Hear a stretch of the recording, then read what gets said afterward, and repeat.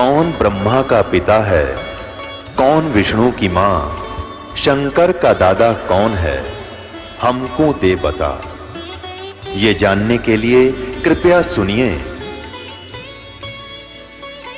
जगत गुरु तत्वदर्शी संत रामपाल जी महाराज के अमृत वचन सर्व पवित्र धर्मों के पवित्र शास्त्रों के आधार पर।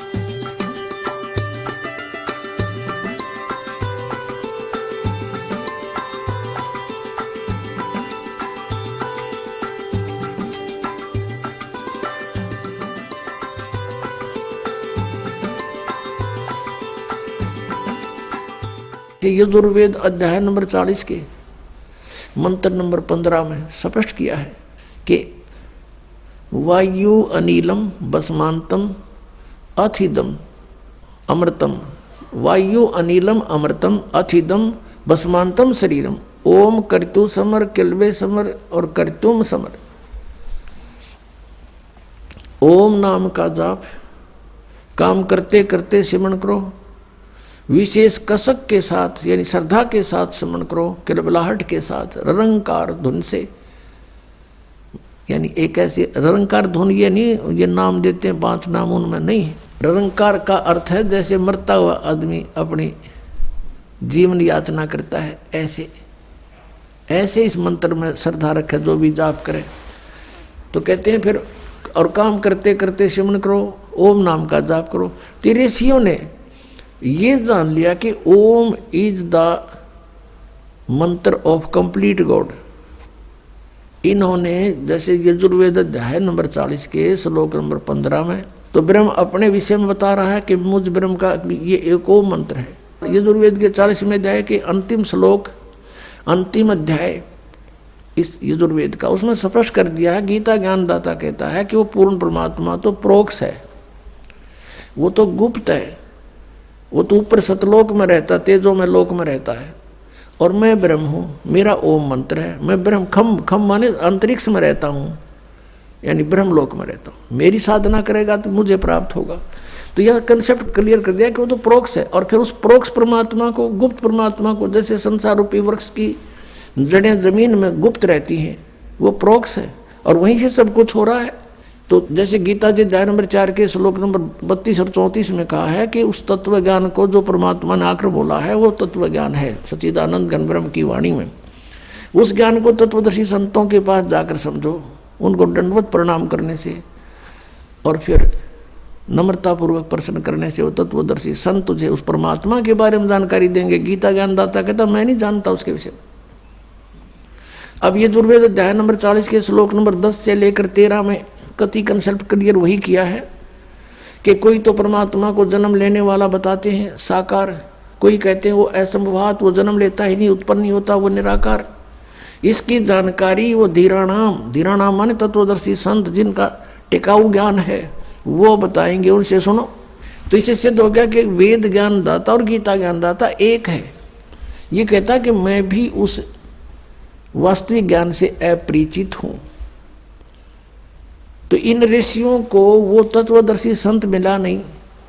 यजुर्वेद अध्याय नंबर 40 के मंत्र 15 से ले लिया कि ओम नाम उस पूर्ण परमात्मा का है, और उधर से ब्रह्मा से के लोक वेद से काल के द्वारा दिए गए ज्ञान से उसने ये हठ योग आकाशवाणी की थी, तप करो, और फिर कहा था अब चलो सृष्टि करो। सूक्ष्म वेद में परमात्मा ने कहा था ब्रह्मा जी को, काल ने क्या बोला, तपो कर वाक्य सुनाया, लोक रचो बल मेरी माया। कि एक तपो कर आवाज कर दी उसने काल ने, और जब तप कर दिया, जब कहा लोक रचो बल मेरी माया, कहती है सब मेरा जाल है, अब लोक रचो, अब सृष्टि रचो, तुम जाओ, वो चार्ज होगी बैटरी, अब अपनी बर्बाद करो। तो यहाँ इन ऋषियों ने कुछ अज्ञान कुछ ज्ञान, जैसे ब्रह्मा जी से प्राप्त ज्ञान से हठ योग शुरू करा। ब्रह्मा जी ने बताया कि मुझे परमात्मा की आकाशवाणी मैंने 1000 वर्ष तब किया, फिर आकाशवाणी हुई कि सृष्टि करो। तो ये भी उन्होंने परम अक्षर ब्रह्म की वाणी मान ली, या थी काल की वाणी आकाशवाणी, और उधर से ओम नाम वहां से ले लिया। गीता जी अध्याय नंबर 4 के श्लोक नंबर 8 में लिखा कि अर्जुन, यदि तू हट करके बैठ गया एक स्थान पे तो तेरा निर्वाह कैसे चलेगा। तो कहने का भाव यह है कि हठ योग नहीं करना किसी भी शास्त्र में नहीं लिखा है। अब आपने सुन लिया, यजुर्वेद अध्याय नंबर 40 के मंत्र नंबर 15 में स्पष्ट किया है कि ओम करतु समर, केलवे समर और करतुम समर। ओम नाम का जाप काम करते करते सिमरन करो, विशेष कसक के साथ सिमरन करो, अपना मनुष्य जीवन का प्रथम कर्तव्य मूल कर्तव्य जानकर सिमरन करो। हठ योग एक स्थान पर बैठकर करने को नहीं कहा। ऐसा नहीं है कि जैसे आप बैठे हो तो बैठ के भी कर लो, समय काम नहीं है, कोई दिक्कत नहीं, लेट कर कर लो, चलते कर लो, बैठते। जैसे सूक्ष्म वेद में कहा कि नाम उठत नाम बैठत, नाम सोवत जागवे, नाम खाते नाम पीते, नाम से ती लागवे। तो इस प्रकार ये साधना तो इस तरीके की है, ये वेदों अनुसार यानी सदग्रंथों में तो ये सहज साधना है, सहज साधना, सिंपल वर्शिप। और इन्होंने अपने हठ योग ज्ञान से इसको इतना कठिन बना दिया। कोई तप करता खड़ा होकर, कोई उल्टे पैर करके, ऊपर न पैर नीचे को सिर करके, कोई व्रत रख के, कोई पहाड़ों पर जाता भगवान को खोजने के लिए, और कोई कुछ अन्य मंत्र करता है जैसे हरे कृष्ण कृष्ण कृष्ण हरे हरे राधे राधे श्याम मिला दे। ये गीता जी में है कहीं? तो गीता जी में जो लिखा है वो साधना है भक्ति की। उससे छोड़कर जो साधना या मंत्र हम करते हैं वो शास्त्र विधि को त्याग कर मनमाना आचरण है, वो यूजलेस है। गीता जी अध्याय नंबर 16 के श्लोक 23 में कहा कि अर्जुन, जो शास्त्र विधि को त्याग कर मनमाना आचरण करते हैं, न तो उनकी गति हो सकती, न उनको सुख हो, न कोई सिद्धि प्राप्त हो सकती, यानी यूजलेस। तो गीता जी में जो वर्णित विधि है उसके पाने का जो मंत्र है, और फिर शेष संकेत दे रखा है कि उस तत्वदर्शी संत को पूछो, पता करो, तो वो है साधना करने की। उसके अतिरिक्त हम कोई भी जाप करते हैं, गीता जी में केवल एक ओम मंत्र है, नथिंग एल्स। अब इस काल ने एक समस्या और पैदा कर रखी है कि गीता जी में 2 प्रकार का ज्ञान है। एक तो वेदों वाला ज्ञान है, और एक इस काल ने अपना मत भी इसमें थोप रखा है।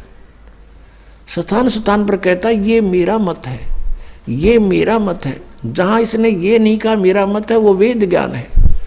तो इसने 6 अध्याय में लिखा है कि एक स्थान पर बैठकर, एकांत स्थान में बैठकर ऐसा आसन लगाओ जो ना ऊंचा हो ना नीचा हो, और बढ़िया मृगछाला या कोई अच्छा वस्त्र बिछाओ, और नाक के अग्र भाग पर ध्यान लगाओ। ये है इसका अपना मत। और फिर अध्याय नंबर 3 के श्लोक नंबर 8 में यह कहता है कि अर्जुन, अगर तू एक स्थान पर बैठा रहा तो तेरा निर्वाह कैसे होगा।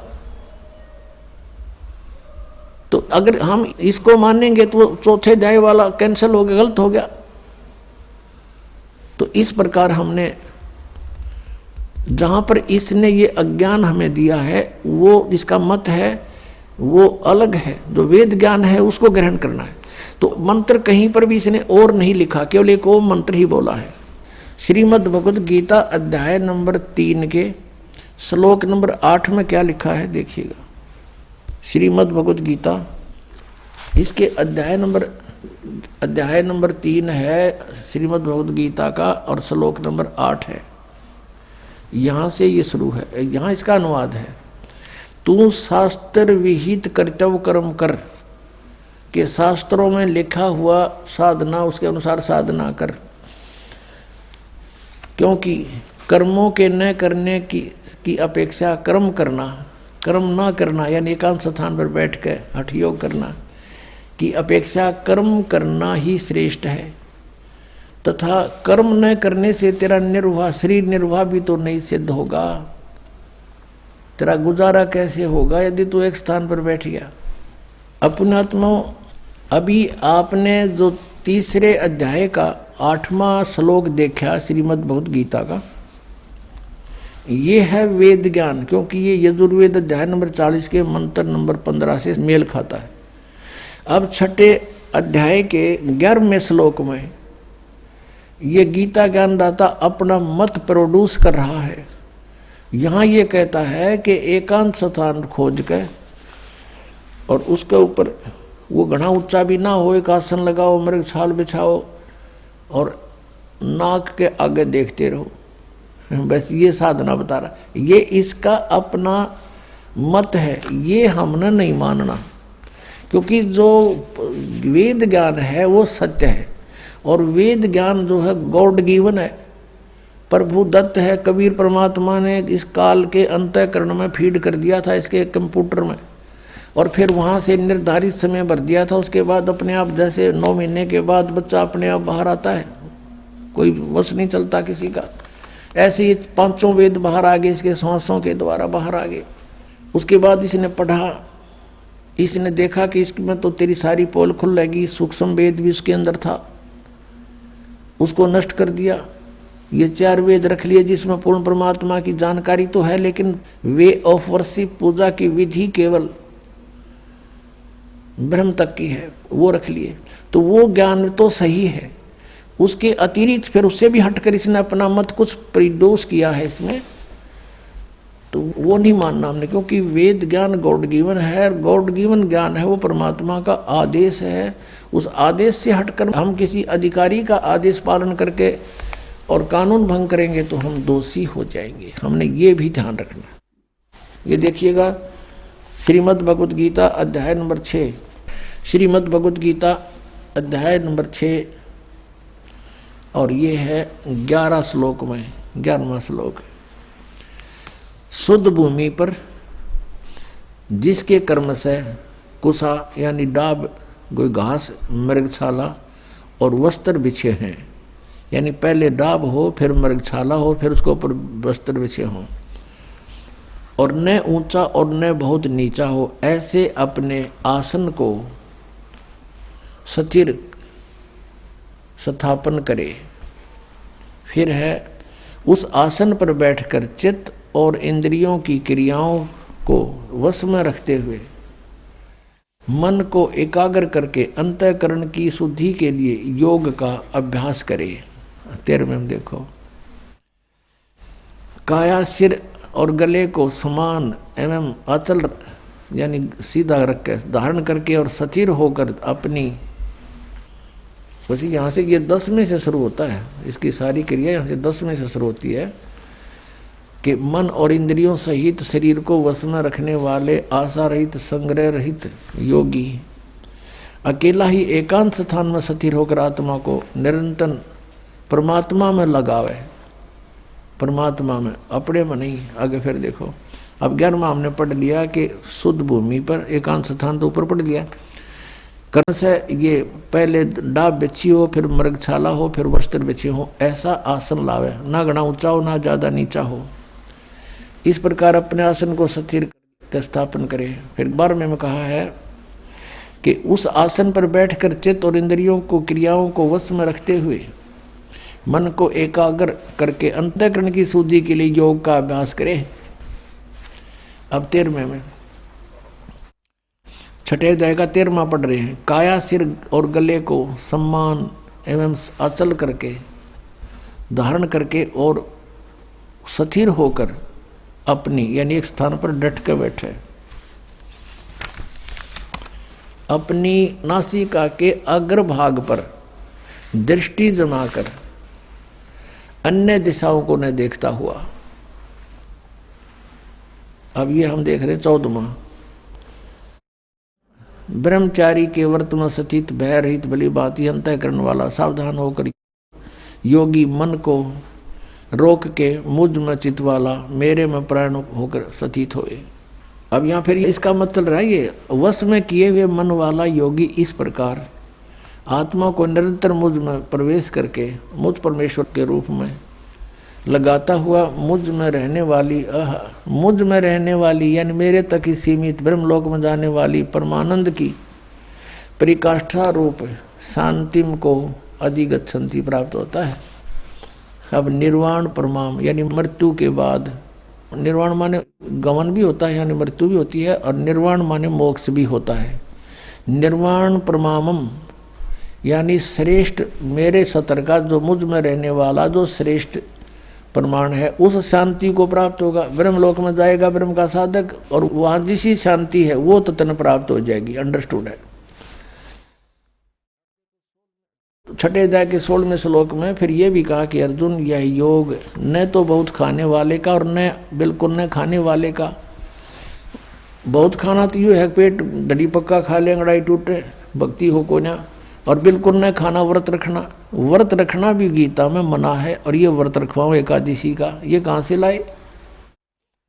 और न बहुत सहन करने वाले सोने वाले का, और न अधिक जागने वाले का सिद्ध होता है। यानी अब ये साधना भी जो इसने बताई है काल भगवान ने ब्रह्म ने,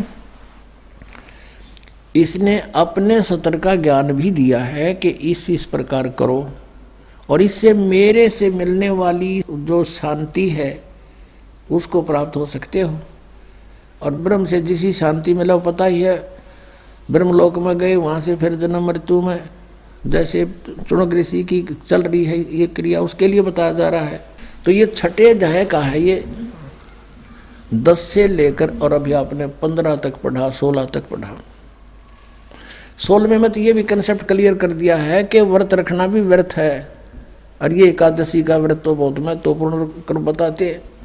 तो ये लोक वेद है, दंत कथा है, इनकी वेद शास्त्र विधि रहित ज्ञान है, उसके करने से कुछ भी लाभ नहीं होगा। गीता जी अध्याय नंबर 16 के श्लोक नंबर 23 के अनुसार।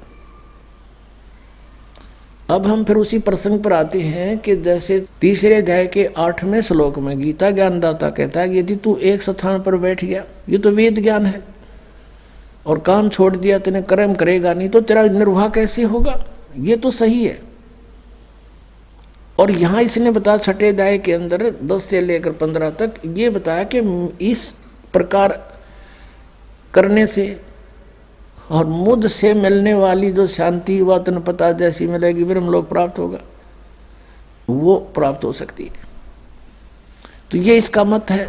हमने इसके मत को स्वीकार नहीं करना जो सूक्ष्म वेद में लिखा है, और उसके वही जो का तो गीता में मिलता है वो सही क्लियर ज्ञान है, स्पष्ट ज्ञान। अब हम आते हैं उसी प्रसंग पर कि वेदों में कहीं पर भी ये 2.5 घंटे सुबह 2.5 घंटे शाम बैठकर साधना करने का विधान नहीं, और न ही परमात्मा प्राप्त महापुरुषों की वाणी में जिन्होंने भगवान पाया, जिनमें कौन कौन है, आदरणीय धर्मदास साहिब जी, आदरणीय मलुकदास साहिब जी, आदरणीय नानक साहिब जी, आदरणीय दादू साहिब जी, आदरणीय गरीबदास साहिब जी, गांव छुडानी जिला झज्जर हरियाणा वाले, और आदरणीय घीसा दास साहिब जी, गांव खेकड़ा जिला मेरठ वाले, उत्तर प्रदेश वाले। इन महापुरुषों की वाणी, इनकी क्रियाएं, इनका जीवन देखिएगा आप। ये सभी काम करते थे, गृहस्थी थे, बाल बच्चेदार थे, अपना जो भी जिसका जैसा व्यवसाय था उस काम के करते करते भक्ति किया करते थे, और वैसा ही विधान वो बताकर हमें चले गए। हम अब उसी प्रसंग पर आते हैं 7वें अध्याय के 18वें श्लोक में, जो गीता ज्ञानदाता कहता है कि मेरी साधना करने वाले जो मेरी भक्ति करते हैं वो मेरे वाली ही अनुत्तम गति में स्थित है, इसी में रह गई है, पार नहीं हुई। तो ये चुनक ऋषि था, इसने वेदों को पढ़ा और ब्रह्मा जी या अन्य ऋषियों से कुछ ज्ञान जो इसने ग्रहण किया, उससे तो हठ योग और ओम नाम का जाप, ये वेदों अनुसार ब्रह्म का काल की पूजा कर ली। तो इन दोनों को करते हुए ये क्या करते हैं, पहले बैठते हैं, ओम नाम का जाप शुरू करते हैं, उच्चारण करते करते, फिर धीरे धीरे ये अंतर्मुखी होने लग जाते हैं, हठ योग करते रहते हैं साथ में। हठ योग करते हैं तो इनकी अंदर जो हमारे शरीर में चैनल बने हुए, चैनल जैसे टीवी में होते हैं, मूल कमल, ये गणेश जी का चैनल है। उसके लोक में जो कुछ भी क्रियाएं हो रही हैं उसको हम अपनी बॉडी में बने इस चैनल पर देख सकते हैं, जिसका ये चैनल ऑन हो गया। और दूसरा स्वाद चक्र है, उसमें सावित्री ब्रह्मा जी का चैनल है, उसके लोक का जो भी कार्यक्रम हो रहा है इसमें हम देख सकते हैं। फिर नाभि कमल है, नाभि कमल में विष्णु और लक्ष्मी जी के लोक की क्रियाएं इस नाभि कमल रूपी चैनल में आप देख सकते हैं। वहाँ के हो रहा है, जिसकी दृष्टि आत्मा इसमें पहुंच गई उसमें वो वहाँ देख सकता है, दूरबीन इसकी वहाँ लग गई है। हृदय कमल में दोनों सतनों के बीच में यहाँ हृदय कमल है, बैक में, रीढ़ की हड्डी के अंदर की तरफ, बैक बोन के अंदर की तरफ। तो वहाँ पर भगवान शिव और पार्वती का ये चैनल है, कमल है, और उनके लोक में जो कुछ भी होता है वो इसमें देखा जा सकता है। और कंठ कमल में यहाँ पीछे की साइड में दुर्गा जी का यानी देवी का स्थान है, उसके लोक में जो कुछ भी क्रियाएं होती है यहाँ आप कंठ कमल में देख सकते हैं। और सहस्रार कमल के अंदर इस काल भगवान के ब्रह्मलोक का कुछ नज़ारा आप देख सकते हैं। तो इन ऋषियों का क्या होता था, ये पूर्व जन्म के भी संस्कारी होते हैं और वो ही परमात्मा की प्राप्ति के लिए प्रयत्न करते हैं। जैसे आप जी अब ये सत भक्ति कर रहे हो और पार ना हुए तो आप जी को ये पहले स्वर्ग में ले जाएगा, महास्वर्ग में देगा स्थान इन मंत्रों के आधार से, इनकी कमाई से। फिर पृथ्वी पर आपको छोड़ देगा, फिर यहाँ भी आपका मन नहीं लगेगा क्योंकि आपने ऊपर बहुत अच्छे सुख देखे हुए। उनकी खोज करने चलता है तो उसको बताया जाता है कि परमात्मा ही दे सकता है, भगवान पाने से ही लाभ होता है। उसके लिए फिर वही साधक प्रयत्न करते हैं और उनकी पिछले पुनों से कोई ना कोई चैनल ऑन हो ही जाता है। अब जैसे आप इन चैनलों के मंत्र जाप करते हो, ये चैनल आपके ऑन हो चुके हैं लेकिन आपने ये देखने नहीं है। देखने से फिर क्या होगा, आपकी जो भक्ति वो व्यर्थ होनी शुरू हो जाएगी। जैसे हमने किसी से कर्जा लेना है, वो कर्जा उसको चुकाने की बजाय उसके कमरे में जाकर बैठ जाए और चार्ज लेता रहे, हमारे से क्या फायदा हुआ वहाँ का जाने का, वो कर्जा और बढ़ जाएगा हमारा। तो आप जब यहाँ रह जाओगे तो फिर आपको पूरा मिलेगा, सारा काल सब कुछ देगा आपको, जैसा कर्म है वो देगा एज इट इज। तो उस आधार से उनकी उस पिछले संस्कारों से कोई ना कोई चैनल ऑन हो जाता है, कमल खुल जाता है उनका, उसमें वो देखते रहते हैं, ऊपर के नज़ारे देखते रहते हैं। जैसे आप फिल्म देखने जाते हो सिनेमा हॉल में और 3 घंटे ऐसे जाते जैसे 3 मिनट। अब बताओ कैसा 3 घंटे, अब बैठ के देखो कितने इंतज़ार करो किसी बस की, 3 मिनट भी भाड़ा हो जाती है। आप सिमरण करने लगते हो, मन इधर उधर भागता है। वो देख जब सारे काम याद दिला देगा आपके, सारे कार्य वो कर ले, वो नहीं किया, वो रह गया, एक 5 मिनट भी ढंग से नहीं है सेट होता, लेकिन हो जाएगा, अभ्यास से हो जाएगा। ये ना सोचना कि होगा नहीं, लेकिन एक उदाहरण बता रहे हैं। और फिर ये ऐसे बैठकर 1000 वर्ष कैसे बैठा दे इनको, 100 वर्ष बैठे रहिए। तो वो ऐसे ही बैठते थे, यहाँ से हटकर उसका अंतर्मुखी बोलते हैं, अंतर्मुखी हो गए, वहाँ देखकर सिनेमा इस शरीर में, उससे इनके अंदर सिद्धियाँ आ जाती हैं। ओम नाम के जाप से ये ब्रह्मलोक के अधिकारी बन जाते हैं। और यहाँ का विधान है इस भगवान काल के लोक का कि जैसे कर्म कोई करेगा वैसा ही फल मिलेगा, पुण्य भी मिलेंगे, पाप भी मिलेंगे, दोनों आपको भोगने पड़ेंगे, इसमें कोई परिवर्तन नहीं हो सकता। केवल परम अक्षर ब्रह्म पूर्ण परमात्मा सत्य पुरुष कबीर साहिब की सत भक्ति सतनाम से करके 2 अक्षर के नाम तक हम अपने पापों का नाश कर सकते हैं। और वो परमात्मा हमारे प्रारब्ध के सब बैड अकाउंट को नाश करके नया लिख देता है। और कोई भी उस परमात्मा के अतिरिक्त कोई भी प्रभु जिनको हम प्रभु मानते हैं, सरपुरुष अक्षर पुरुष श्री ब्रह्मा रजगुण, श्री विष्णु सतगुण और श्री शिव जी तम गुण, ये भी परिवर्तन नहीं कर सकते। तो स्वयं कहते हैं हम तो नियमित कार्य करते हैं, जिसका जैसा वर्क है वैसा ही उसका वर्क डन देते हैं। अब फिर यहाँ प्रसंग आ रहा है कि हम इस तरह की साधना करते रहे और ये हजारों वर्ष तक बैठे रहे। इनकी कुछ सिद्धियां बन गई और कुछ ओम नाम के जाप से ब्रह्मलोक के अधिकारी बन गए। और इसने स्पष्ट किया है कि 7वें अध्याय के 24 और 25 श्लोक में कि अर्जुन, ये मूर्ख जन समुदाय मुझे कृष्ण मान रहा है, आई एम नॉट कृष्ण। ये मुझ अव्यक्त को व्यक्तम आपनम मनन्ते, ये मुझ अव्यक्त को, अव्यक्त माने मैं गुप्त रहता हूँ, अपनी योग माया से छुपा रहता हूँ, मैं किसी के सामने कभी नहीं आता। ये मेरा घटिया विधान है, अटल घटिया, अनुतम।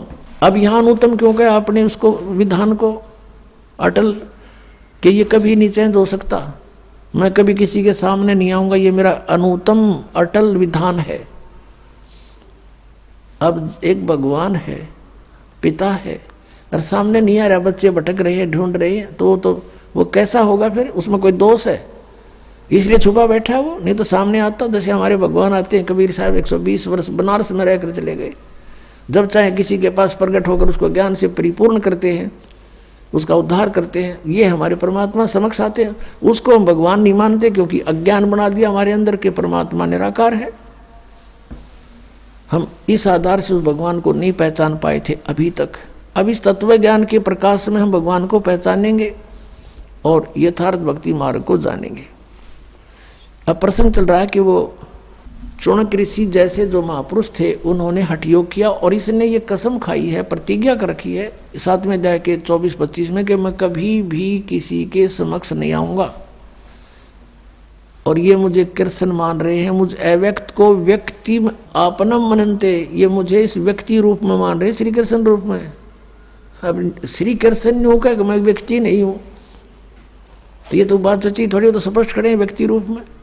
वो बोल रहा है श्री कृष्ण में, और मैं छुपा रहता हूं अपनी योग माया से। और श्री कृष्ण जी तो प्रगट है, वो छुपा कहाँ है? तो इस प्रकार ये सब गुप्त कार्य करता है। गीता जी अध्याय नंबर 4 के श्लोक नंबर 8 और 9 में ये कहता है, मेरे और तेरे बहुत जन्म हो चुके, तू नहीं जानता, मैं जानता हूं, और मेरे कर्म और जन्म अलौकिक है। इसके कर्म ऐसे अलौकिक हैं, ये समक्ष आता नहीं, किसी में प्रवेश करके जो बोलना है करना है वो कर देता है। जैसे श्री विष्णु पुराण में आपने देखा, बहुत बार दिखाया दास ने, कि एक बार सुर और असुरों का, राक्षसों का और देवताओं का युद्ध हो गया। देवता हार गए। देवताओं ने फिर जाकर समुद्र के किनारे तपस्या करी, स्तुति करी, तो कहते हैं भगवान विष्णु प्रकट हो गए। ये काल ऐसे करता है, श्री विष्णु रूप में प्रकट हो गया, अपने वास्तविक रूप में कभी सामने नहीं आता। और वहां उन्होंने पूछा कि ऐसे समस्या है, तो उसने कहा कि आप, एक ससाद नामक राजा है, उस ससाद के पुत्र पुरिंजय को युद्ध के लिए खड़ा कर लो, राक्षसों के साथ युद्ध में उसको भी राजी करके खड़ा कर लो, मैं फिर उसके शरीर में प्रवेश करूंगा और फिर राक्षसों को मार डालूंगा।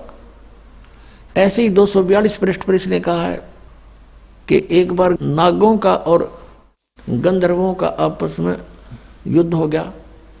गंधर्वों ने नागों को हरा दिया, उनके सब बहुमूल्य लालमणि ले गए। तब उन नागों ने, यानी नागवंशी व्यक्तियों ने स्तुति की, भगवान विष्णु प्रकट हुए। उसने कहा कि उस मानधाता के पौत्र पुरकुत्स को तैयार करो युद्ध के लिए, और मैं उसमें प्रवेश करके सब इनको मार डालूंगा, गंधर्वों को। ऐसा ही किया। तो ऐसे ये कहता है मेरे जन्म और कर्म अलौकिक हैं। अब यहाँ ये कहता है कि 7वें अध्याय के 24-25वें श्लोक में गीता जी में कि मेरे को ये नहीं समझ पा रहे, मैंने प्रतिज्ञा कर रखी है, ये मेरा अटल घटिया नियम है, अनुत्तम नियम है कि मैं कभी किसी के समक्ष अपने वास्तविक रूप में नहीं आता, अपनी योग माया से छुपा रहता हूँ, गुप्त रहता हूँ। तो पुण्यात्मा, अब इन ऋषियों ने हठ योग किया, हजारों वर्ष तक साधना की। अब इसने कहा कि अब जैसे गीता जी अध्याय नंबर 11 के श्लोक नंबर 47-48 में कंसेप्ट क्लियर कर दिया गीता ज्ञानदाता कि मेरा ये है वो रूप, स्वरूप, विराट रूप जो मैं तुझे दिखा रहा हूं, ये है मेरा काल रूप, ओरिजिनल रूप, ओरिजिनल बॉडी, और ये तेरे से अतिरिक्त पहले कभी किसी ने नहीं देखा, और न ही मेरी प्राप्ति यानी मेरे दर्शन, इस रूप के दर्शन, मेरे दर्शन, न वेदों में वर्णित विधि से, न कोई जप से, न किसी तप से, न किसी क्रियाओं से, न यज्ञ से मेरे दर्शन, मेरी प्राप्ति नहीं हो सकती, मेरे इस रूप के दर्शन नहीं हो सकते। अपने आत्माओं कंसेप्ट क्लियर हो गया कि वेदों में वर्णित विधि से भगवान प्राप्ति नहीं हो सकती।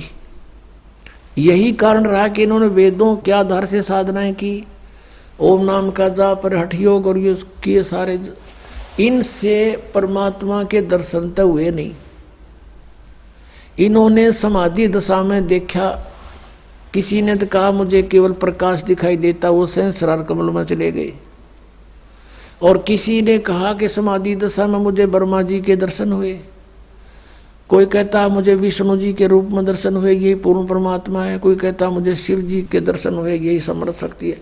ये काल ऐसा छल करता है, अपने ओरिजिनल रूप में किसी को दर्शन नहीं देता, ये किसी का अन्य का रूप बना लेता, जैसे अपने तीनों पुत्रों में से किसी का भी रूप बना करके समाधि दशा में दर्शन दे देता है, और उसको कह देता तथास्तु। वो ये सोचता है कि ये खड़ा हो यहाँ तो जा अपना धंधा लग गए, नाट बैठे रहेंगे सारे, कैसी बात बनेगी। इसलिए वो अपने वास्तविक रूप में दर्शन ना दे करके इनको भ्रमित कर देता है। तो वो साधक ये सोच लेता है कि मैंने समाधि दशा में श्री विष्णु जी को देखा, ये समर्थ शक्ति है, और इन्होंने कहा है उस समाधि दशा में, समाधि के अंदर कि मैं सर्वशक्तिमान हूँ मैं। तो ये सोच लेते हैं ये काल का पुत्र विष्णु ही सर्वशक्तिमान है, और उसको जाकर डंडोरा पीट देते हैं, उसके विषय में डंडोरा पीट देते हैं, मुनादी कर देते हैं कि ये पूर्ण परमात्मा है, ये छुपाए हुए अपने आप को। इससे श्री विष्णु जी को भ्रम हो गया कि मैं ही शायद परमात्मा हूँ, क्योंकि सब कहने लग गए। और जिनको ब्रह्मा जी के रूप में दर्शन दिया, उन्होंने कहा कि ब्रह्मा जी सर्वशक्तिमान हैं, ये समर्थ हैं, मैंने समाधि में इनके दर्शन हुए हैं। तो उन्होंने ब्रह्मा जी की डंडोरा की मुनादी कर दी कि ये समर्थ शक्ति है। और जिसको शिव जी के रूप में दर्शन दिए, उसने उनके बारे में कह दिया कि ये समर्थ शक्ति है और ये सर्वेश्वर है, ये काल के पुत्र। और ये करता खेल सारे, ये काल है, ब्रह्म है, सरपुरुष है, ये इनके रूपों में आकर दर्शन दे देता। जैसे ब्रह्मा और विष्णु जी का इसी कारण से झगड़ा हो गया। ब्रह्मा जी को भ्रम हो गया मैं सृष्टि उत्पत्ति करता हूँ, विष्णु जी को भ्रम हो गया कि ब्रह्मा तो मेरी नाभि कमल में प्रकट हुआ है, तो मेरा पुत्र है। इस बात पर झगड़ा हो गया। वो कह मैं तेरा बाप, वो कह मैं तेरा बाप। विष्णु कह ब्रह्मा जी को मैं तेरा बाप, ब्रह्मा जी कहता मैं तेरा बाप, मैं सारी सृष्टि का पिता हूँ, जगत पिता हूँ, उत्पत्ति करता हूँ। तो उस समय इस काल भगवान ने इनके बीच में एक स्तंभ खड़ा कर दिया, पिलर, जिसको शिवलिंग बोलते हैं, तेजो में शिवलिंग, लिंग माने स्तंभ। वो खड़ा हो, ये फिर झगड़ा करना भूल गए। अब लंबा चैप्टर ना करते, इसको संक्षेप में कहते हैं। तो वहां पर ये अपने पुत्र शिव जी के रूप में आ गया वहां पर, और दुर्गा को लिया ये पार्वती रूप में, और फिर इनको उपदेश देने लगा कि तुमने अपने आप को भगवान मान लिया, बहुत बड़ी गलती की है। यू आर नॉट गॉड, तुम ईश नहीं हो। तो इस प्रकार ये इसने प्रतिज्ञा कर रखी है कि मैं अपने वास्तविक रूप में कभी किसी के सामने नहीं आऊंगा, अपनी योग माया से छुपा रहता हूं। अपने ओरिजिनल रूप के ऊपर इसने और दूसरा रूप धारण करके आके खड़ा हो गया। तो ऐसे इन ऋषियों ने जो साधनाएं की, हठ योग किए, टुणक जैसे ऋषियों ने, परमात्मा मिला नहीं, किसी को प्रकाश रूप में दिखाई देगा। इन्होंने फिर ये बता दिया कि परमात्मा निराकार है, परमात्मा निराकार है, उसका समाधि दशा में केवल प्रकाश देखा जाता है। अब इनको कोई पूछे, बूढ़ी आत्माओं को, कोई ये कहे कि हमने सूर्य का प्रकाश देखा और सूर्य निराकार है, तो बताओ कोई अकल है उसमें? अब जैसे आप यहां शेड के अंदर बैठे हो, आपको बाहर प्रकाश दिखाई देता है, तो आपने किसी को बता दिया कि सूर्य का प्रकाश दिखाई देता, बाहर रोशनी बहुत है, और वो अंधा सुन रहा हो कोई। अब उस अंधे ने उस आंखों वालों से इतना तो सुन लिया कि परमात्मा का प्रकाश दिखाई दे रहा है, फिर वो आगे अंधों में ही लग गया प्रवचन करन। कहते सूर्य का मैंने प्रकाश देख लिया, मेरी आंखें आ गई हैं। फिर वो अंधे पूछते हैं तो सूर्य कैसा है? वो कहता सूर्य तो निराकार है, दिखाई थोड़ा देता है। अब उस अज्ञानी ने किसी से, आंखों वाले से सिर्फ इनकम्प्लीट नॉलेज सुन लिया, पूरा नहीं सुना, अधूरा ज्ञान सुना, और उससे स्वयं ही पाक गया वो। फिर प्रभु अंधों में अंधा ही अपने आप को आंखों वाला सिद्ध करने की कुचेष्टा करता हुआ कहता है कि मैं सूर्य का प्रकाश देखता हूं। फिर उससे कोई पूछता है कि सूर्य कैसा है? वो तो निराकार है, दिखाई थोड़ी ही देता है। तो इन अज्ञानियों की आज तक ये थ्योरी थी, ये विधान था, ये सिद्धांत था कि परमात्मा का केवल प्रकाश देखा जाता है और परमात्मा निराकार है। ये कोई बात हुई? अब कोई कहे हमने ट्यूबलाइट देखी, ट्यूब का प्रकाश देखा, और ट्यूब को निराकार बतावा, क्या वो आंखों वाला हो सकता है? वो सुना सुना बकरा है। तो ऐसे ही इन्होंने जो हठ योग किए, इनको कुछ नहीं प्राप्त हुआ। इसने कह रखा है कि ना वेदों में वर्णित विधि से, गर्भ में जाए के 47-48 श्लोक में गीता जी में, ना वेदों में वर्णित विधि से, न यज्ञों से, न जप से, न तप से, न किसी मंत्र से, मैं किसी प्रकार से भी मेरी प्राप्ति, मेरे दर्शन नहीं हो सकते। इसी कारण से इन्होंने हठ योग किए, काल के न दर्शन दिए नहीं, क्योंकि न बीज बबूल का बो रखा, इन साधना ब्रह्म की ये कह मैं दर्शन दूं को ना। तो ये यहाँ पर आंट लगी रही। तो इन्होंने अपना अज्ञान सिद्धांत बनाकर समाज में प्रवेश कर दिया कि परमात्मा निराकार है, वो दिखाई थोड़ा देता है, तो सबने मान लिया। इसी आधार से चुनक ऋषि ने साधना की, हठ योग किया। परमात्मा तो मिलना था ही नहीं, मिला नहीं, एटम बम बन गया, सिद्धियां आ गई, इतनी सिद्धियां आ गई, कहते हैं 1 सेकंड में सभी इन 7 लोगों ने नष्ट कर दे, अतल उतल पताल, इनमें एक वचन से सबके सब उससे भय मानने लगे। बताइए थे ऋषि जिन डरते पीछे लाग रहे थे। तो फिर वो जब साधना काल उसकी समाप्त हुई, उससे वचन से कुछ अटपटी सी होने लगी, लोग पीछे लग गए, ऋषिश्वर कहला गए, ऋषिश्वर ऋषियों में श्रेष्ठ। एक समय एक मानधाता नाम का चक्रवर्ती राजा था, पूरी पृथ्वी पर शासन था उसका, पूरी पृथ्वी का शासक था। और ये क्या करते हैं, कुछ वर्षों के बाद एक जांच करते हैं अपने शासन की कि कहीं किसी मेरे अधीन राजा ने मेरी पराधीनता अस्वीकार तो नहीं कर दी है। घोड़ा छोड़ दिया जाता था जो राजा का पर्सनल औरस होता था, निजी घोड़ा राजा का, उसके ऊपर व्यक्ति कोई नहीं बैठता था। उसके गले में एक पंपलेट टांग देते थे, एक इश्तेहार लगा दिया जाता था, और उस पर लिख दिया जाता था कि जिस भी राजा को चक्रवर्ती राजा मानदाता चक्रवर्ती की पराधीनता अस्वीकार हो, वो इस घोड़े को बांध ले और युद्ध के लिए तैयार हो जा। राजा के पास 72 अक्षौणी सेना है, उसकी डिटेल लिख दी जाती थी कि ताकि खाम का कोई आग में हाथ ना दे बैठे, उसको पहले बता दें कि राजा के पास इतनी सेना भी है। तो वो पूरी पृथ्वी पर घोड़ा घूमे आए, साथ में हजारों की संख्या में सैनिक उसके साथ थे, घूमे आए। किसी ने घोड़े को नहीं पकड़ा, यानी इस पूरी पृथ्वी पर सभी ने उसकी पराधीनता स्वीकार थी। जब वो जा रहे थे तब भी चुनक ऋषि ने देखे कि घोड़े पर कोई भी निसवार है और बाकी सब घोड़े पर बैठे हैं, क्या कारण है। वापस जब आए, ऋषि से रहा नहीं गया, उसने कारण जाना कि इस घोड़े पर क्यों नहीं बैठा भाई, कोई भी क्या बात है। तब उसको बताया गया कि राजा मानधाता चक्रवर्ती का घोड़ा है, इस पर किसी को अलाउड नहीं बैठने का।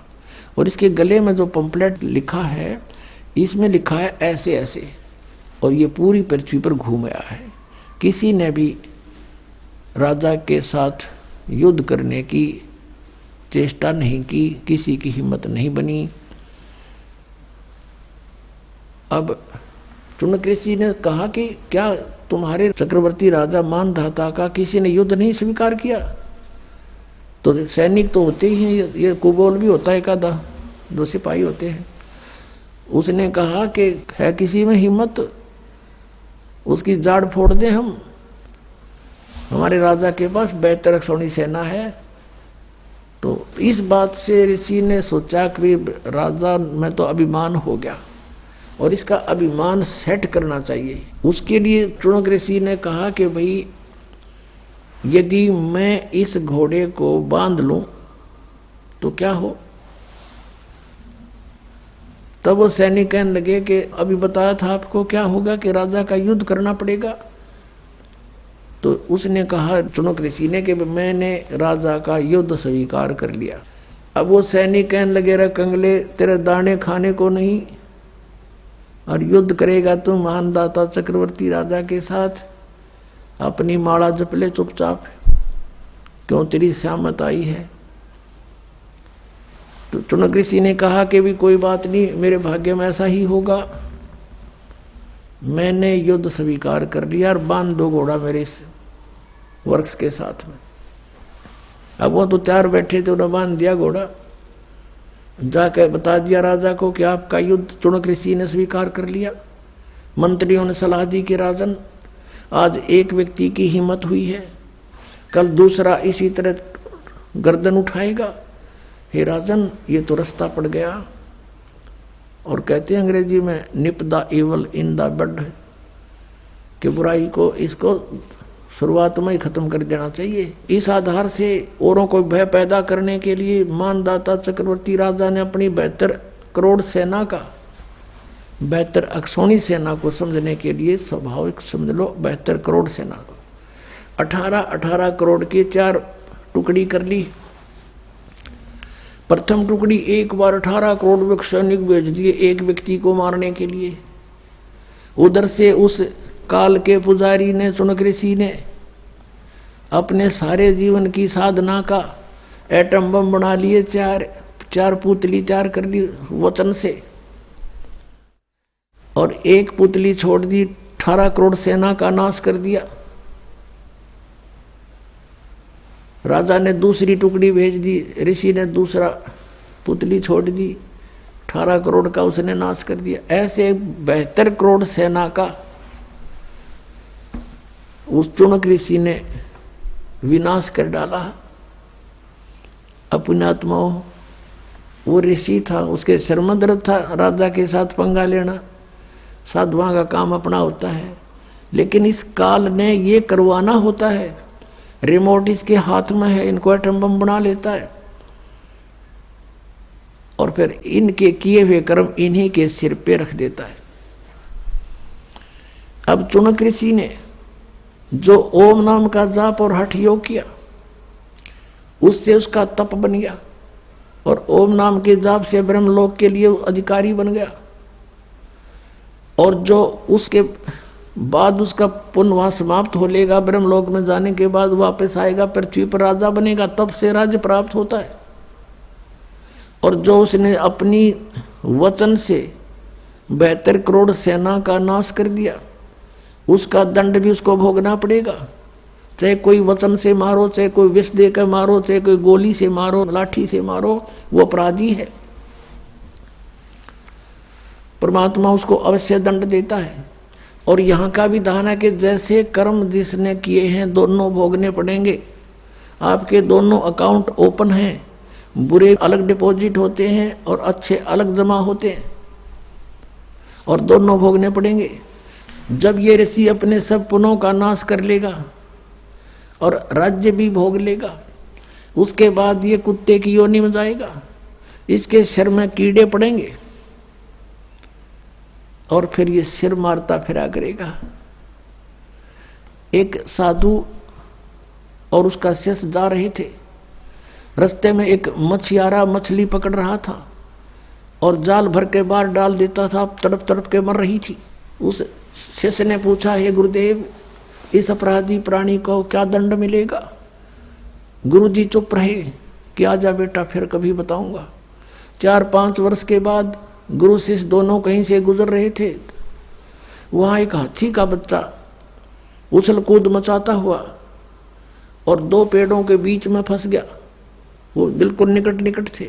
उसमें से ऐसे झटकम पटकम होकर बाहर निकलने की खूब चेष्टा करते हुए उसकी सारी खाल छुल गई और किसी भी तरह वो बाहर अवश्य आ गया, लेकिन उसमें कीड़े पड़ गए उसके जख्म में, और वो पड़ा पड़ा चिल्ला रहा है और करोड़ों कीड़े उसको खा रहे हैं, नोच रहे हैं मोटे मोटे। तब शिष्य ने पूछा कि हे गुरुदेव, इस प्राणी को कौन सा दंड भोगने को मिल रहा है? उस समय गुरु ने मुंह खोला कि बेटा, आपको याद होगा एक समय एक मछियारा मछली पकड़ रहा था। कहाँ गुरुदेव, आपने प्रश्न किया था इसको क्या सजा मिलेगी? कहाँ गुरुदेव, कि ये वही मछियारा है, ये हाथी का बच्चा, और जितनी मछलियां आज इसके मांस को खा रहे हैं, नोच रहे हैं, ये कीड़े बनकर। तो पुण्यात्मा, श्रीमद् भगवद गीता अध्याय नंबर 7 के श्लोक नंबर 29 में कहा है कि जो तत्व ब्रह्म से और पूरे अध्यात्म ज्ञान से और सभी कर्मों से परिचित है, वो व्यक्ति केवल जरा और मरण से ही छूटने का प्रयत्न करता है। तो ये अखिल कर्म, ये सारे कर्म ऐसे समझने पड़ेंगे अपने। परमात्मा ने लिखा है कि तुमने उस दरगाह का मैल नहीं देखा और धर्मराज के तिल तिल का लेखा। आज तुम गलतियां करते हो, रिश्वत लेते हो, किसी के साथ 100 मिलावट करते हो, डाके मारते हो, चोरी करते हो, एक एक तिल का हिसाब होगा वहां पर। तुमने उसका पता नहीं, इसलिए तुम विष खा रहे हो। अब फिर हम वही आते हैं कि 7वें अध्याय के 18वें श्लोक में गीता ज्ञानदाता ने अपनी इस गति को अनुत्तम क्यों कहा, अश्रेष्ठ क्यों कहा, घटिया क्यों कहा, बैड क्यों कहा?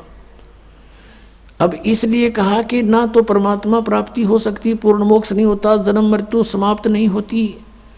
गीता ज्ञानदाता कहता मेरे भी जन्म मृत्यु होते हैं अर्जुन, तेरे भी होते हैं।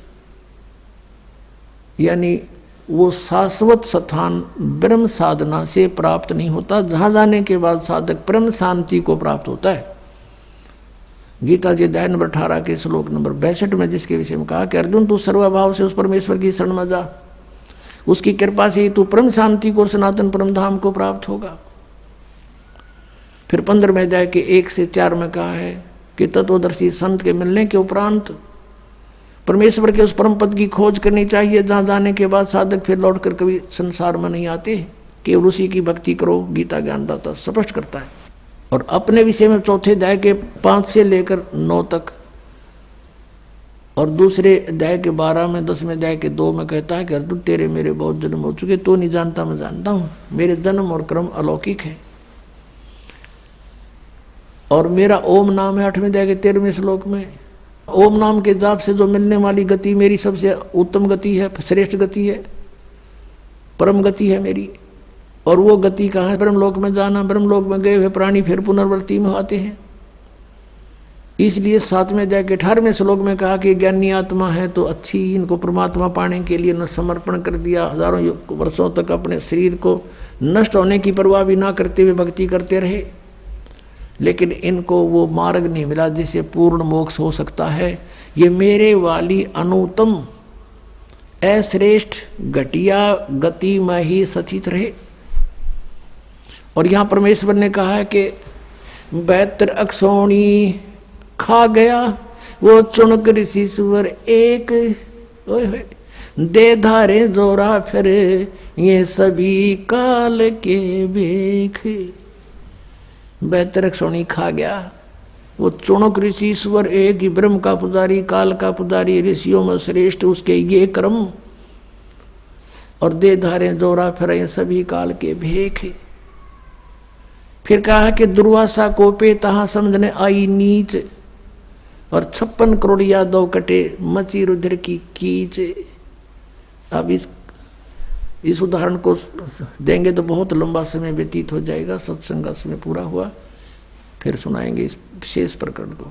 तो पुण्यात्माओं, आपका सौभाग्य है कि आपको सत्संग मिल रहा है, आपका सौभाग्य है कि आपको इस समय जन्म है जब ये भगवान ने बैन उठा दिया कि सब पार हो जाओगे जो सतनाम ये 2 अक्षर का प्राप्त करके, और आपकी कई पीढ़ी तक का उद्धार होगा। अब ये सत करवा लेना।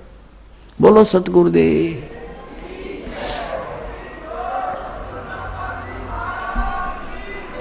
सत साहेब। परमपिता परमात्मा पूर्ण ब्रह्म सर्व सृष्टि रचनहार कबीर देव जी, कबीर परमेश्वर जी हम सभी आत्माओं के पिता हैं, परम पिता हैं। ये सबके उत्पादक हैं। यही हमारे हमदर्द हैं। हम प्राणियों को यहाँ दुखी देखकर वो परमात्मा वहाँ से सतलोक से चलकर आते हैं। काल भगवान जिसके लोक में हम रह रहे हैं, ये 21 ब्रह्मांड इस काल भगवान के हैं। इस काल भगवान के द्वारा फैलाए गए अज्ञान को समाप्त करने के लिए वो परमात्मा अपने निज स्थान सतलोक से चलकर गति करके यहाँ आते हैं। ये उस परमात्मा का विधान है। और अपनी नेक आत्माओं को, अच्छी आत्माओं को, दृढ़ भक्त को वो आकर के मिलते हैं, उनको ज्ञान से परिचित कराते हैं। ये विधान है परमात्मा का, ऐसे गुण हैं भगवान के। पुण्यात्माओं, जब से ये आत्मा भगवान से, परमात्मा से अलग हुई है, बिछुड़ी है, उसी दिन से इसको परमात्मा के अभाव का एहसास हो गया था। जो सुख इसको वह परमात्मा के चरणों में प्राप्त था, उसको यहाँ नहीं प्राप्त हुआ।